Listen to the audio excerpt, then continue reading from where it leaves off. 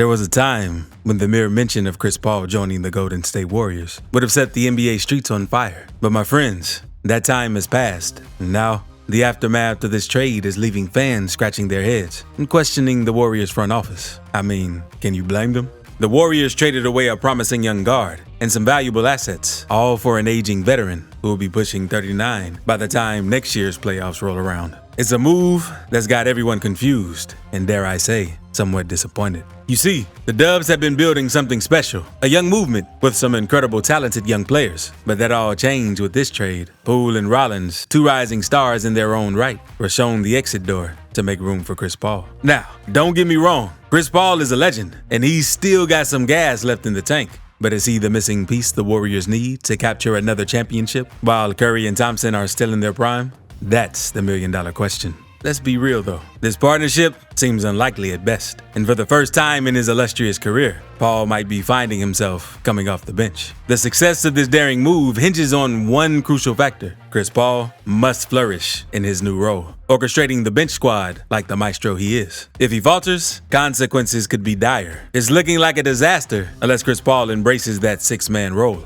A steady veteran guiding the young guns like Jonathan Kuminga and Moses Moody could be exactly what they need to develop into future stars. The fate of a legendary franchise, the aspirations of a future Hall of Famer, and the hopes of emerging young stars all hang in the balance. But before we get to all that, you know the drill, fam. If you haven't already, hit that subscribe button and slam that notification bell so you never miss out on our mind-blowing NBA content. And now, let's get this show on the road. The Warriors starting five last season was a force. We had the Splash Brothers, Steph and Clay, raining down threes like there's no tomorrow. Add in the versatile Andrew Wiggins, the defensive maestro Draymond Green, and the dependable Kevin Looney. And boom, we got ourselves a plus 22.1 net rating. Oh, and just for context, that's almost 10 points per 100 possessions better than the championship-winning Denver Nuggets starting lineup.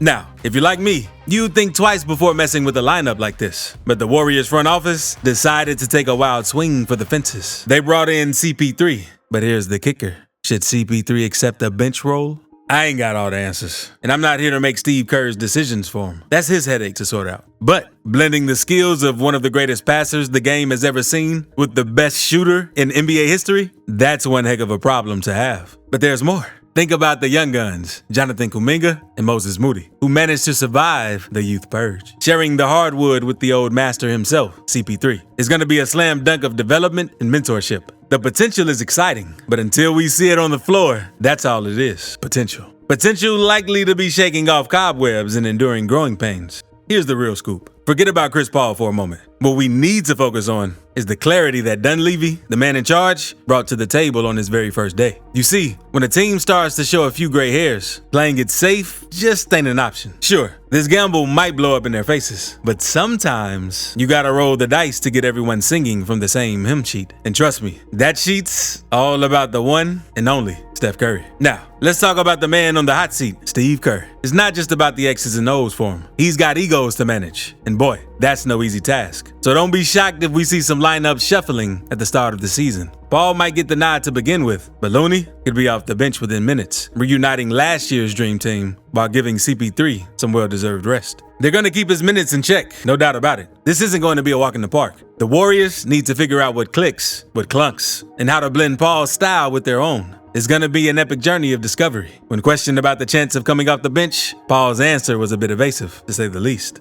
You coaching? I don't know what the situation is going to be yet, so I think that'll be for us to figure out once we get going. As I said, it would be a conversation for us when camp starts. Yes, Steve and I have talked and whatnot. And that ain't something that you be like, you starting to coming off the bench? And we'll figure all that stuff out. Now sure, we can try to spin his words and say, hey, nothing's been decided yet. But let's be real here. The tone of his response didn't scream enthusiasm. He did not sound like someone eager to become a sixth man at age 38. Now let's not jump to conclusions just yet. There's a reason why the Warriors took a gamble on CP3. Sure, if CP3 demands to start, they can work around it, right? Sub him off early, keep him away from Steph Curry on the court, and problem solved. But let's be real here, fam. If this move backfires, it's just another example of Warriors management fumbling the dynasty. We all remember the tumultuous post-KD era, injuries plaguing Clay and Steph, and that disappointing season with the worst record in ages. They had the golden opportunity to grab a game-changing player with the number 2 overall pick, but it didn't quite go as planned. James Wiseman, anyone? Yeah, that experiment didn't pan out as expected. Fast forward to today, and the Warriors find themselves taking on Chris Paul, just to ditch that overpaid contract of Jordan Poole's. Now let me be clear, I'm not hating on Chris Paul's intelligence on the court, but when it comes to the big moments, history speaks for itself. The guy has had his share of choking, and we've seen it happen time and again, from blowing 4-2-0 leads in the best-of-7 series to falling short against the Mavericks in 2022. The team. At first glance, it might seem like an unexpected twist. But if you dig deeper, you'll see that this move makes sense for all parties involved. Like I said, for CP3, it's a golden opportunity to chase that elusive championship ring. There's a reasonable argument to be made that Golden State knocked this deal out of the park. The Warriors made some serious financial maneuvers in this deal. They swapped out Jordan Poole's pricey $28 million contract for Paul's $30.8 million next season. But hold on to your calculators, because while Poole's contract was going to be biting into their pockets until 2027, CP3's money will be off the books next summer. Now, basketball-wise, you could make a solid case for the Warriors hitting a home run with this trade. Paul might still have some gas left in the tank, but, and I say that with a hint of caution, I'm not entirely sold on going all in on this deal just yet. Why? Well, let's take a look at the bigger picture. Right now, the Dubs are relying heavily on the scoring prowess of the one and only Stephen Curry to carry the offense. And you know what? Poole was stepping up big time as the key offensive player too.